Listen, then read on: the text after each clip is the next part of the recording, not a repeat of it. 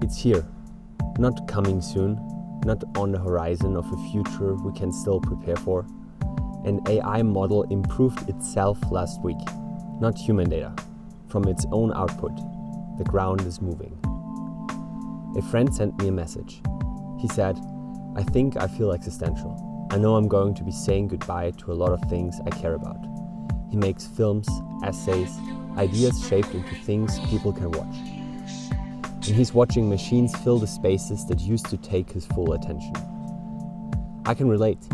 If I can tell whether the writing is human, whether the edit is human, whether the footage is even real, then what's the point?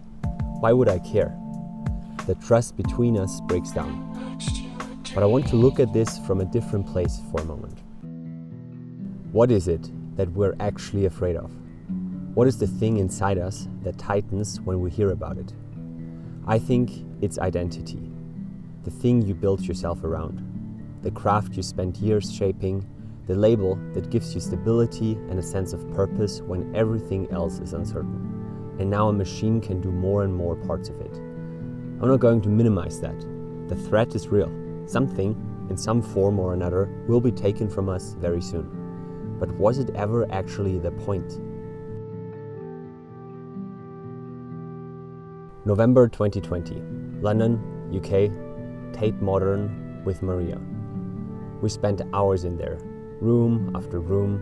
There were massive sculptures, which were undeniably impressive. I felt nothing, just where I was that day. None of it really landed.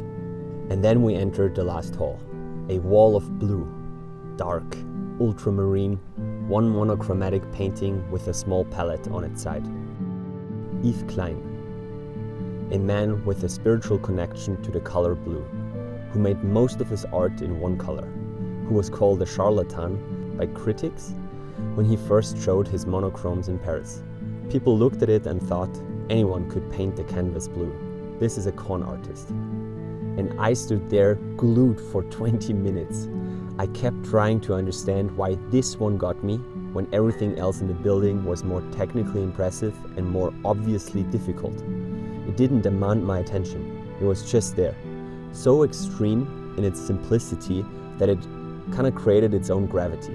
I walked past things that were harder to make, much more complex, and that blue canvas broke me open. The vehicle was secondary. It just happened to be beautiful enough to carry it. I think about Yves Klein and his work a lot these days, because I feel like the same logic is playing out with AI. He was dismissed because the skill seemed too simple. Anyone could do it. Where's the mastery? Where's the labor that justifies calling it art? Now the accusation is in the same shape. If AI wrote it, it doesn't count. If it helped, the art is gone. If the process wasn't entirely human, it's not real. But I was standing in that room, surrounded by more impressive things, and the only thing I felt was blue. It was never about how it was made. Okay, so here is what I'm actually doing with AI right now. I use it for many things. I do film my own footage. I don't use generative video because it kind of feels disconnected, the same way stock footage does. Then the edit, that is literally where the art happens for me. The synthesis of combining music and footage and pacing and writing until they all align into something that wasn't there before. I feel like that's exactly where emotion gets created. And then there is writing. AI has bled into that more than I expected. I'm less precious about the physical act of writing itself now. In general, I thrive when I can react towards something. I always have. I take the essence of whatever is in front of me and I make something from that. I feed AI with hours of conversations, raw notes, voice memos, and then it gives me something to react upon with my own material and my own ideas. And that's where I'm drawing the line right now. And every person's line is completely different. It's not about the skill, because skills are becoming accessible to everyone. It's more about the reason why you make things. That's yours. For me at least, art isn't making things for the sake of it. It's not production, it's not output. Art is the process of moving through something, of expressing what you're sitting with, what changed in you this morning or this year. Art is the processing itself made visible. And that process has two sides. There's the practical one, where you sit with something and don't know what it means yet, where you make a choice that breaks your own previous system, where something shifts inside you and you follow it. No AI disrupts its own framework the way you disrupt yours. That reinvention is the actual craft. And then there's something deeper. Art is how we make sense of the world, how we document what we're finding out about being alive. It doesn't need to be done or finished. It just needs to immortalize what's happening right now, the things you're moving through. That's the part no tool touches, because it's not about making. It's about witnessing yourself in motion. The labor shifts, the process stays. But it requires something that has actually always been required from art. Risking it. Yves Klein didn't paint blue because he lacked the skill to do more. He painted blue because it meant something to him. And that is insanely vulnerable. To strip away everything impressive, everything that would make a critique nod, and stand there with just the feeling, just the color, just the thing that's yours. They called him a fraud for that. The same risk exists now.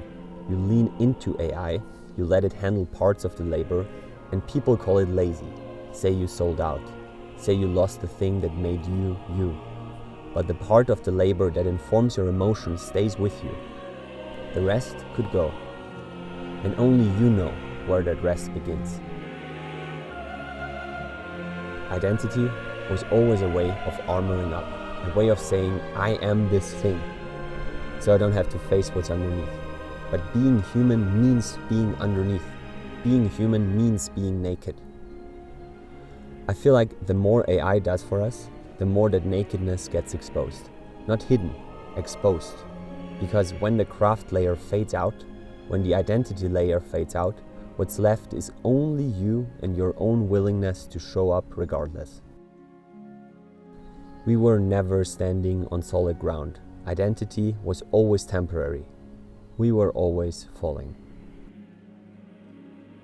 I'm navigating this hardcore right now. I'm recalibrating and experimenting with approaches and opinions and finding some of them wrong. And I guess that's normal. That's part of the conversation.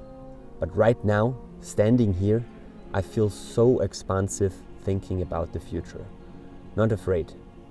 Because when I ask myself, what can actually be taken away from me? The answer keeps coming back. Nothing.